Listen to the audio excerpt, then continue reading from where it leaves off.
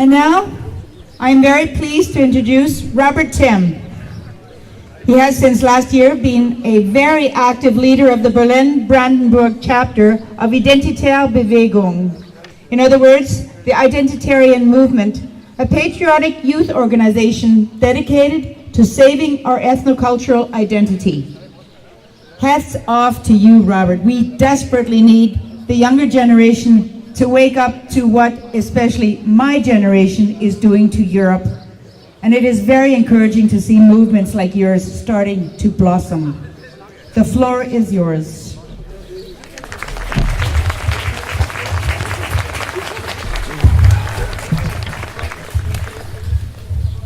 Okay, so I'm not actually holding a speech. I'm more or less trying to explain to you who are the identitarians, what do we do, and why does every European country, from my point of view, need an identitarian movement. So first of all, I'm going to introduce myself again. So my name is Robert Timm. I'm 26 years old. I was born in 1991 in the former east of Berlin. So actually my family has a more left-leaning socialistic background. Yeah, I'm political since I am 15 years old, but yeah, since I'm 18, when I turned 18, I started to reflect more on what I was told and taught in school. And that process accelerated when I went to a school in Berlin-Kreuzberg with a enormous amount of migrants, so around about 60%, and a lot of them with a Muslim background. So yeah, I can already tell you there was like one key moment during my school career where a Holocaust survivor came to our school and told us how he survived the Holocaust. And he was actually not only verbally but also physically attacked by Palestinian students. And the school did not really react to that.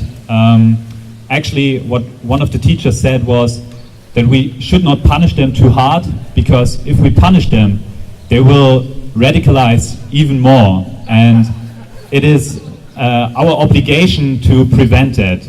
So all they did was telling them that it's not okay what they did, basically. So yeah, all of that and a few other things, like for example the attack on the Bataclan, and also here in Denmark on the I forgot his name. How's the guy called that made the caricatures, the comics? Yeah. So all of that in the end led to me contacting my local chapter just in April last year. So yeah, by that I'm not really a veteran, but pretty much since then the Identitarian movement is what I do. Yeah. So university, I'm also a student at the University of Architecture, but yeah, my work at the university is suffering a bit from the activism, but I hope it will be worth it in the end. So, who are the Identitarians? The Identitarians are an organization that was, well, pretty much founded in France. Yeah, there it is called Génération Identitaire, and it developed from an organization called Bloc Identitaire. And it's, well, obviously it is a youth organization, a patriotic youth organization. And we are having branches in Austria, Germany, Czech Republic, Poland, well, France, Italy, Slovenia, and hopefully maybe in Denmark too. So, yeah, you have maybe seen our sign. It's the Greek letter lambda, which we took from the movie 300, actually, because it's on the shields of the Spartans who fought the battle at the Thermopylae against the Persian invaders. So, yeah, what makes us different from other political movements? So, we follow the concept of ethnopluralism, which means we reject racism, but we say, okay, ethnicities are worthy something, and the diversity that we actually have on the planet is something worth to keep up, right? So for that reason, we are against mass immigration. And we reject also all sorts of anti-Semitism, racism, homophobia, and chauvinistic nationalism, which, when you call yourself a right-wing movement in Germany, this is always associated with these words, right? So this is why we are rejecting that so highly and condemning all sorts of actual racism. One term that is really important for us, the Identitarians, is the grand replacement, which comes from the author Renaud Camus. So he's one of the writers that pretty much inspired the Identitarians. And by grand replacement, like great replacement, we mean that the native population of Europe is slowly being exchanged with migrants. That has nothing to do with a conspiracy. There are many different factors, but actually, if you look at the demographics, is something that sooner or later, if this process is not stopped, is going to take place in Europe. Yeah? If you look at the birth rates of the native Europeans and the birth rates of the migrants and the growing influx of new migrants from Africa and Arabic countries, sooner or later, the Europeans will be a minority within, their own homeland. Yeah? And that's something we avoid because we say, okay, this is also related to cultural things. Yeah? If the population of Europe is not made of Europeans anymore, there won't be any European culture anymore. So also for that reason, we have to stop that. Actually, we are really one of the few European movements. You know, for example, there's this thing called now, I don't know, some governments are trying to enforce that. They say, okay, Europe is at risk. Yeah? Europe is at risk, and I think, no, it's not, because in this fight against Islamization, actually what the countries really do is come together, work together, find out that we have a lot in common, and the Identitarians are actually working together. One example is every summer the French Identitarians are holding a université, like a summer camp for round about a week, where, it's not a summer camp by that. We don't do that for the fun. Yeah, we really go there. We have lectures. We do sports, and we get to know each other's culture. It's a pretty tough program throughout the week, and both physically and mentally. And what we also do is we hold demonstrations, like last weekend in Berlin. Round about 1,000 people gathered from Poland, Czech Republic, France, Germany and Italy to hold a demonstration in what I would call the heart of multiculturalism in Germany, in Berlin-Wedding. And that produced some pretty strange pictures, as you can imagine. Yeah? Identitarians going through a street while there are a lot of people with hijabs looking out of their window, right? So, and this is also how we understand ourselves. Yeah, we are talking about the term phalanx. I hope this works in English as well. You know, when the Greek fought the Persians, for example, they had this phalanx thing. So, and what is most important for the phalanx is the first line, right? And we understand ourselves as the first line in the fight against Islamization. In civilian terms, right? I mean, the real first line are people at the authorities, yeah. But in terms of civilians, we consider ourselves the first line, and this means we also have to go where, the trouble is taking place, pretty much. Yeah, and also we are pretty pluralistic within ourselves. Yeah, you have to imagine we have people that consider themselves Catholic, Lithuanian, atheists, and vegans and non-vegans. So we have a lot of pluralism without our own movement. With what is also important to mention is, we are strictly non-violent. All of our actions do not cause harm, either to people or things. And why that is so important, I will explain later. So, I'm getting a bit, sorry. Yeah, so what do we want? We want to preserve our ethnocultural identity. That means, for example, we have to stop the mass immigration, and we also have to work on something we call remigration. So making sure that people that don't want to assimilate into our culture go back where they belong. Yeah? And also, we have to, I mean, you in Denmark, I've seen it, when I came here, my passport was actually checked. That's something I really enjoyed. We have to secure our borders, especially in Europe. And this is why we say we have to build Fortress Europe. Lefties are always crying that Fortress Europe is leading to the fact that people are drowning in the Mediterranean. We don't have a Fortress Europe right now, and people are drowning in the Mediterranean. And to be honest, it's not our fault, and I will get on that issue later on. Yeah, but this also includes that we want, in the long run, to make sure that these people that want to migrate to Europe get supported in the places they come from. Yeah? Migration does not only kill Europe, it also kills Africa, right? Because if we take away all the smart people from Africa, who's left to actually build something up in these countries? So we also want to ensure that these countries are being supported in the long run. What we also do is preservation of the own, which has nothing really to do with migration in the first point. Preservation of the own means, well, you can tell as a German it is pretty difficult to talk about things like patriotism, right?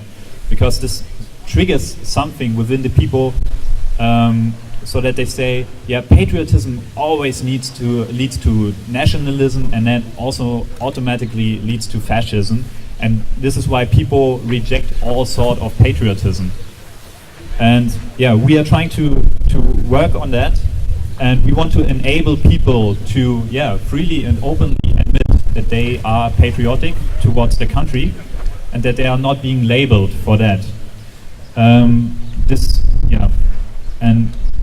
we also try to enforce that on a cultural level. So, like you have sung a song before, is something that we also try to develop within our movement. Yeah, it also goes to Volksdance. Yeah, all of these are things that we try to inspire within the younger generation. Yeah, to take part again, because well, there are not a lot of people at my age doing that, obviously, but that has to change. Yeah, and we also need a strong identity in order to make ourselves attractive for migrants that actually want to assimilate into our culture.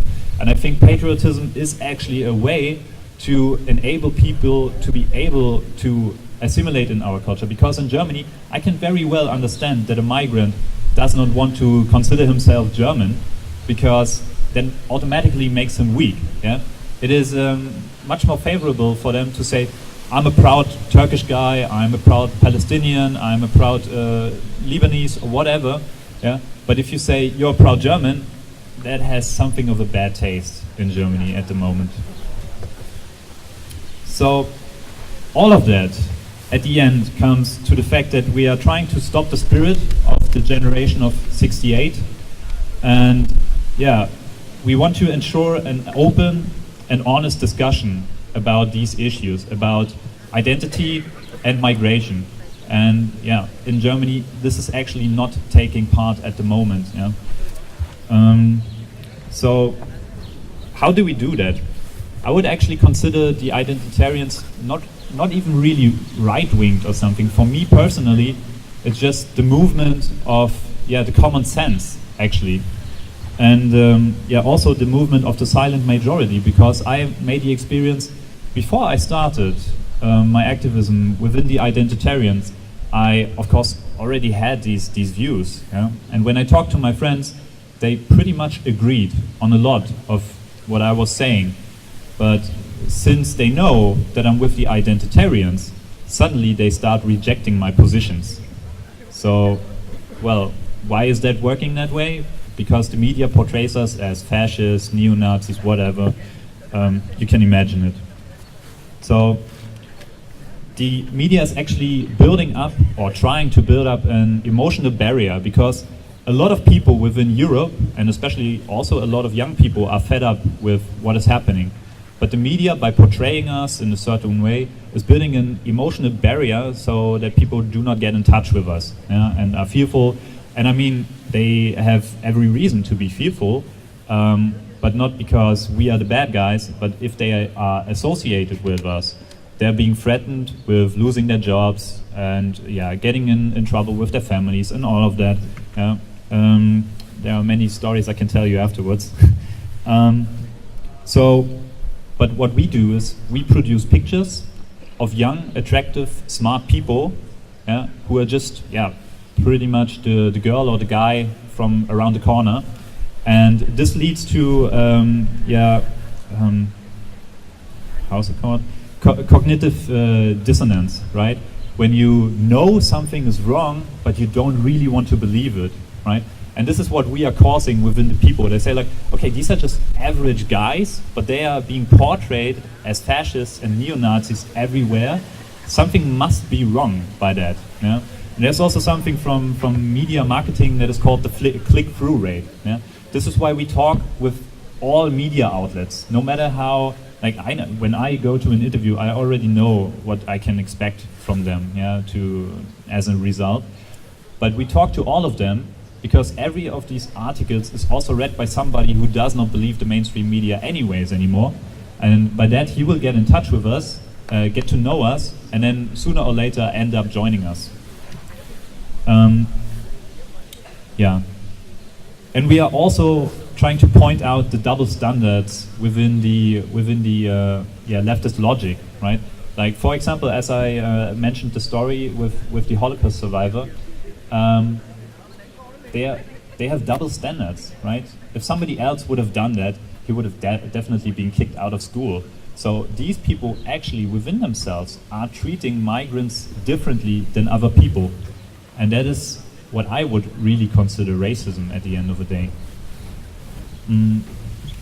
So how do we work?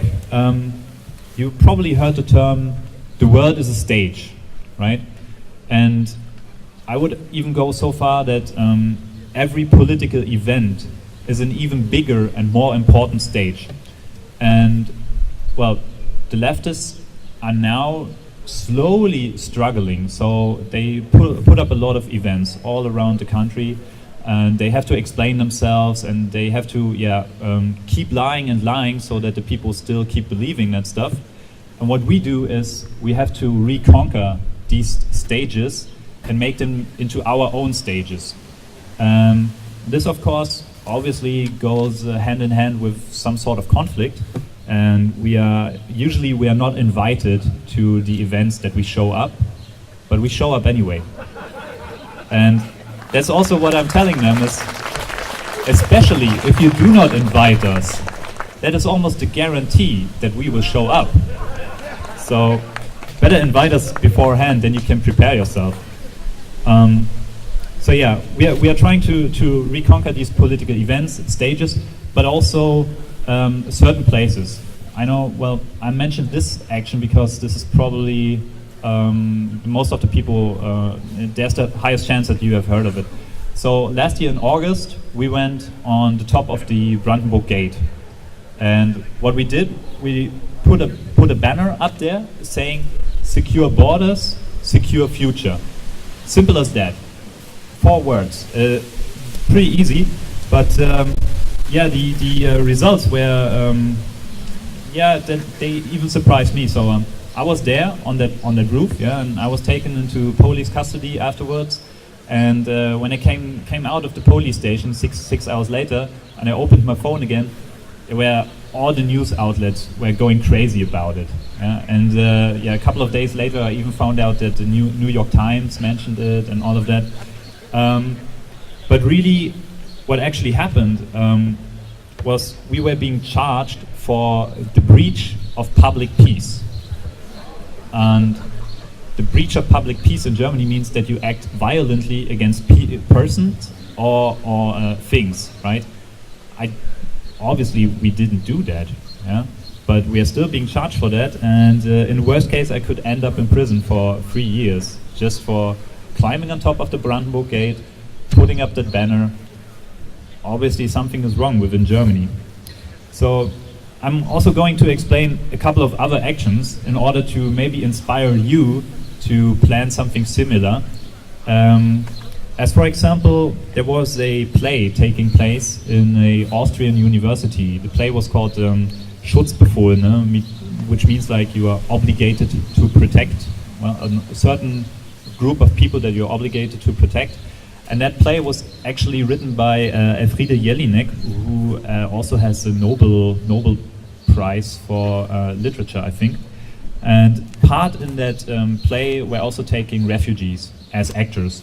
So what we did, we went on, well, not me personally, but other activists, they went on the stage with a banner saying, okay, you are actually using these people as your tokens for your political agenda. You don't really care about the people, the characters behind it. You are just putting up a big show, trying to make yourself look great. But at the end of the day, this is all about the prestige of the women who wrote this play. And we also did something that, obviously the internet is really important for us, right? So what they are trying to do now is put up some censorship for the internet. And we have a foundation which is it's just an NGO, called Amadeo Antonio Foundation. And it's actually run by a woman who used to be a spy in the former East German Republic. So she was spying on other citizens, and people that she spied on actually even committed suicide afterwards. That does not stop our government at the moment from working together with these people and working out concepts on how to put up a censorship within the internet. So what did we do? We dressed up as officers of the former Secret Service of East Germany and went to her office with a medal and tried to give her that medal in order for great service in spying. That obviously the people they were so common or so used to these uniforms, obviously, that they did not even realize that this was a joke in the first place.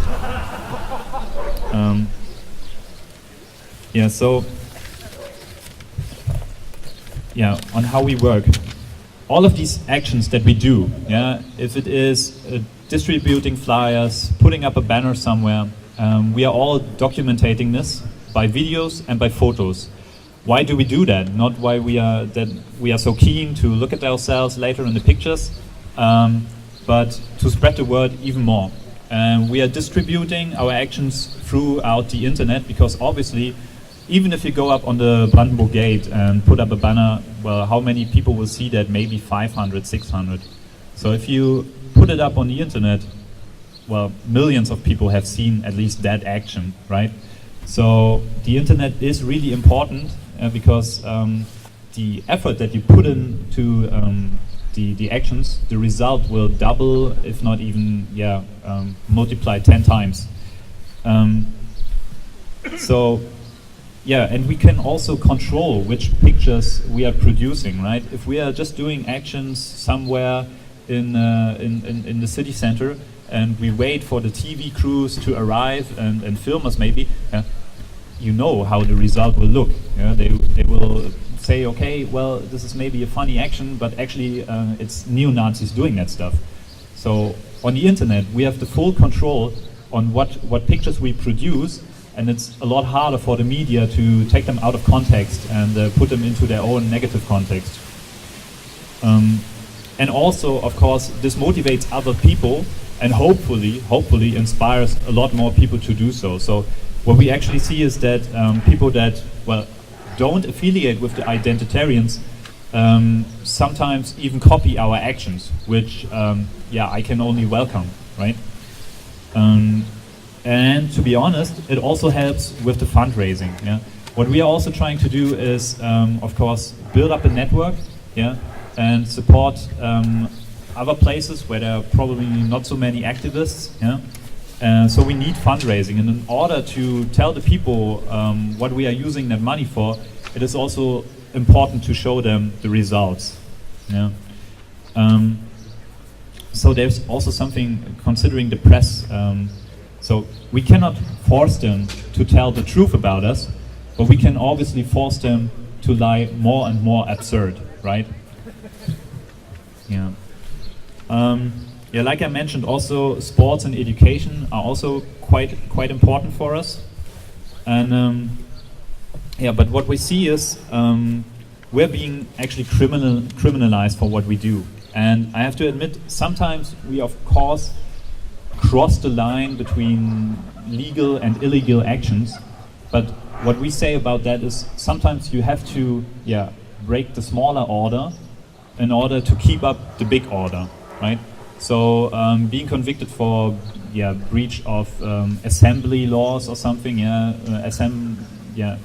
illegally assembling people is something we do, obviously, but only to preserve the whole system, yeah. At the end of the day, we are just normal people who want to pay their taxes, yeah, who want to get a credit by the bank and build their houses and have a pretty regular, normal life at the end of the day, right? But for the fact that we are being criminalized while people that, yeah, burn, for example, down our cars, break into our apartments, all of that, well, of course, obviously, they are also being criminalized to some extent, but I never see a result. Yeah? I know so many people by now that have somehow suffered from some left-wing extremists, but none of them was caught. One example, for example, was last year when we held a big demonstration in Vienna. One of our activists was actually hit by a stone that a left-wing activist threw at him. This guy is still out somewhere. He was never caught, but the media, how they reported, revealed pretty much everything that is wrong within Germany, but also in Austria. We were holding a spontaneous rally after the demonstration when we all found out that he is in a hospital, put into a coma and all that. We held a spontaneous rally in front of a church and did like a silent minute for him. And all the media did was reporting about this action that we assembled illegally in front of the church, but not about the fact that one of our activists was actually hit by a rock and, yeah, barely made it. So, and now I'm going to explain future projects of us. So, for example, activists are now working on an app. You probably heard about something like Tinder. Yeah, some of you are laughing. It's not a dating app, what we are producing. It's called Patriot Peer, and it's supposed to bring together patriots, because what we see in public is, well, there are a lot of people that when you talk to them admit that they feel somehow patriotic and are a bit more conservative or critical towards migration, but yeah, it's pretty hard sometimes for some people to, if they get into this whole thing, to find people who are alike. And this app is actually supposed to make it easier, because you can get in touch with patriots from around the corner. So this is what we are working on at the moment. And then my personal favorite is the mission Defend Europe. So a couple of weeks ago, some of our activists went to Italy, to a little harbor city, and rented a boat. What they actually tried is to block off one of the so-called rescue ships that collect the people out of the Mediterranean Sea. They call themselves aid organizations. I would call them human traffickers, because it is now, I think the New York Post just posted an article about that. It is now proven that these guys work together with the actual human traffickers from Northern Africa. And these people, they just drive out of the national waters of, I think, Libya, right? And then are being collected by these aid organizations and brought to Europe. So, I mean, it would be logical to rescue these people is totally fine, yeah? But what should really happen is that these people are instantly brought back to Africa, because if you bring them directly to Europe, you are working together with the human traffickers. Yeah? And these guys, they have a huge funding. Yeah? They get millions and millions of fundraising. And we have raised over 60,000 euros now in just a month, in order to actually block these ships from getting into European harbors. So, well, we can obviously not block off all of these ships, yeah.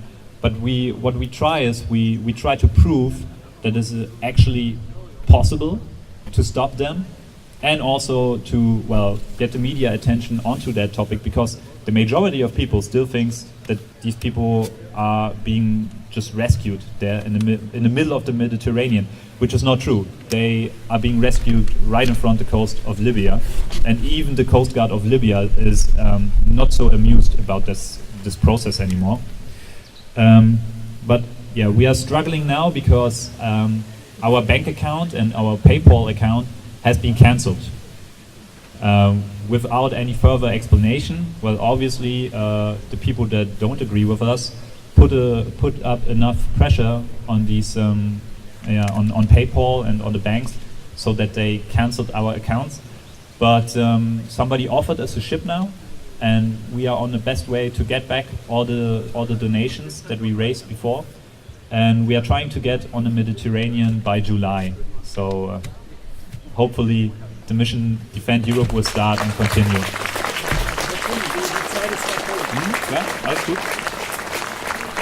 So I'm finishing now by telling you why every other country needs an identitarian movement. I mean, obviously, even though I've seen here in Copenhagen, you haven't been hit so hard with the refugee crisis as we are in Germany, but it's just a matter of time, right? There's thousands, hundreds of thousands of people still every day trying to come into Europe, and we as Europeans together have to show them that the boat is full. Yeah? We cannot help everyone by letting them into Europe, and we have to sort out these problems together. And I can also see we are all facing the same problems when it comes to our youth. Yeah?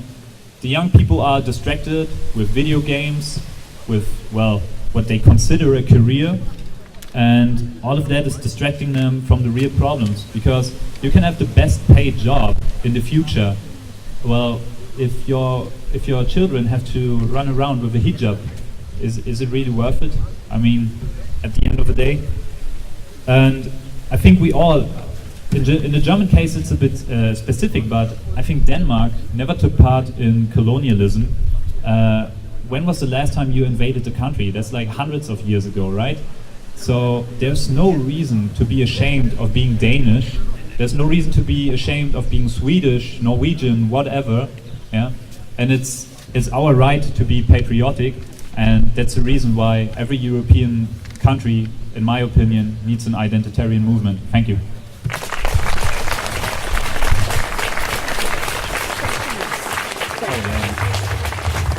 All right, we'll take a few minutes. If anybody has any questions for Robert. Yes. I think you should consider yourself as, you remember the Greetings when you started? Yep. Yep. You actually defended the animal rights. Mm-hmm. You are defending and you're hero of the system. It's actually what we unofficially sometimes, when we explain it to journalists, we say we are not Greenpeace. As our colors are black and yellow, we say we are Yellow Peas. Any more questions? Yeah.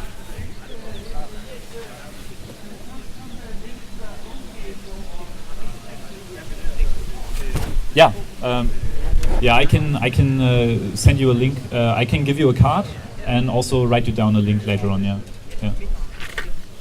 Yeah, I was wondering, how do you see the future for you identitarians? Because the identitarian movement is a youth movement, and where do those youngsters go after they are no longer young? I mean, that's actually a good point. So first of all, as we are trying to become a real NGO, like a non-government organization, First we have to professionalize, and that also takes, of course, well, some older people then to manage the whole thing in the background. So there's some space for that.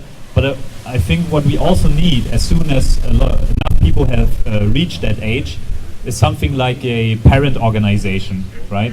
So you have the youth branch, which is probably doing the activism and all that, and then we probably will found someday the parent organization, which is probably focusing on bureaucratic stuff. Yep.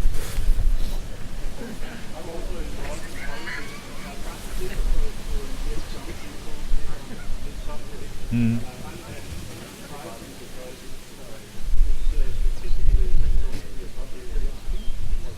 Mm.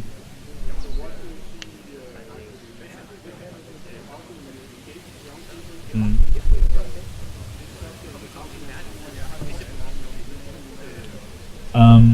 I think our advantage is that we are not a party, a political party, and I think a lot of people at a young age are just somehow reject political parties for themselves in the first place, and this is something I'm okay with. Yeah, I think organizations like the Identitarians are really the way for people into politics at the end of the day. If you look at the leftists, for example, none of them really starts their career at the youth organization of their party. They usually start their way within other NGOs. Yeah, and we have a lot more playful way in order. Yeah, I mean, you can really live some adventures within activism, really, and this is how I think you can attract a lot of people. And also by this whole youth camps and all of that. Yeah, this is something that we already do, and I don't hear that from a lot of parties that they organize that for their youth branches.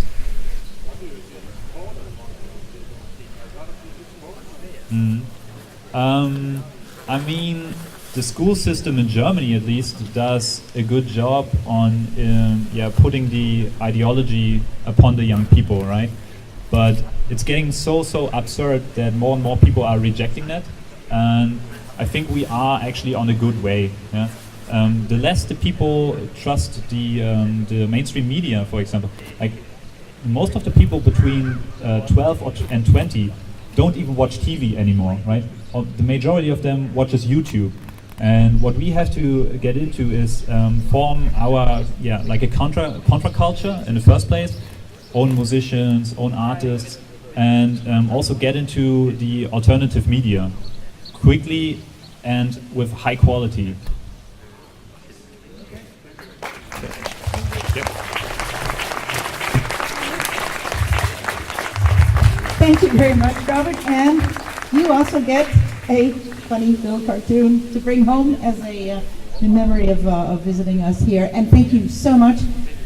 Let us know anything we can do to help, what you also can help us with setting up an identitarian movement for the young people here. Thank you.